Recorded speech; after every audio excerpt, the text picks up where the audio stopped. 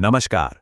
आज हम हिंदी के एक बहुत ही जरूरी और सच कहूं तो थोड़ा सोचने पर मजबूर करने वाले निबंध पर बात करेंगे।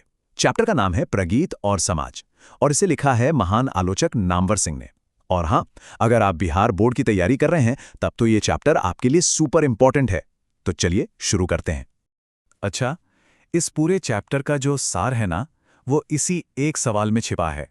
आखिर ये प्रगीत है क्या भला? और कोई कविता जो इतनी पर्सनल लगती है, वो भला पूरे समाज की बात कैसे कर सकती है? इन्हीं सवालों के जवाब आज हम मिलकर ढूंढेंगे। तो देखिए, हम इसे स्टेप बाय स्टेप समझेंगे। पहले लेखक को जानेंगे, फिर चैप्टर के मेन आइडियाज में गोता लगाएंगे और लास्ट में एग्जाम के लिए जो सबसे जरूरी सवाल है उन पे भी नजर डालेंगे, ताकि तैयारी एकदम पक्की हो जाए। तो सबसे पहली बात, हमें लेखक नामवर सिंह और इस चैप्टर के स्टाइल को समझना होगा। ये कोई कहानी नहीं है, याद रखिएगा, ये एक आलोचनात्मक निबंध है। तो ये आलोचनात्मक निबंध का मतलब क्या है? सीधा सा मतलब है कि यहां लेखक कोई कहानी नहीं सुना रहे, बल्कि लॉजिक और सबूतों के साथ अपनी एक बात को प्रूव कर रहे हैं।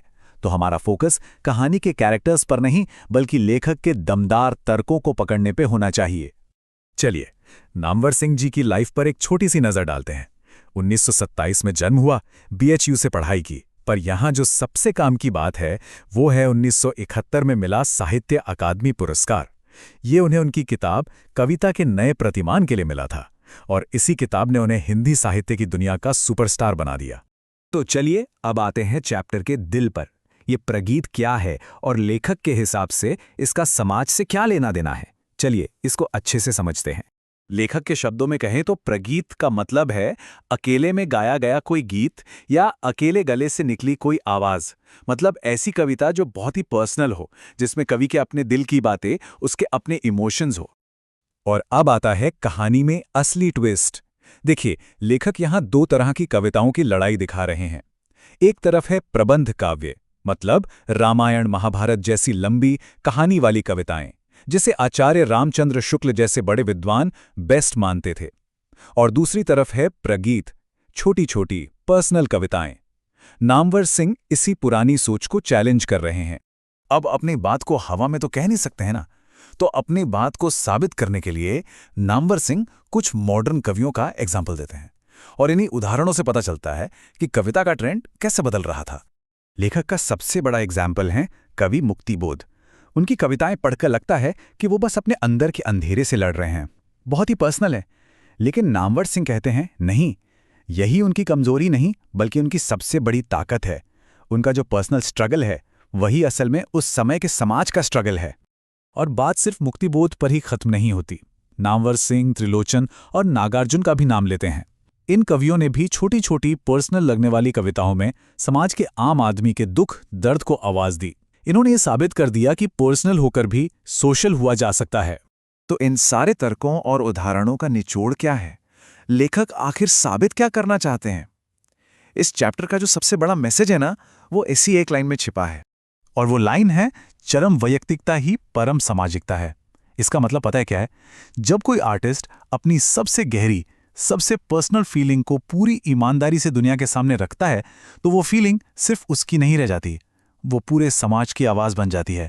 चलिए, अब थ्योरी बहुत हो गई, अब आते हैं सबसे काम की बात पर, यानी कि एग्जाम में क्या आएगा, कौन कौन से सवाल इस चैप्टर से बन सकते हैं।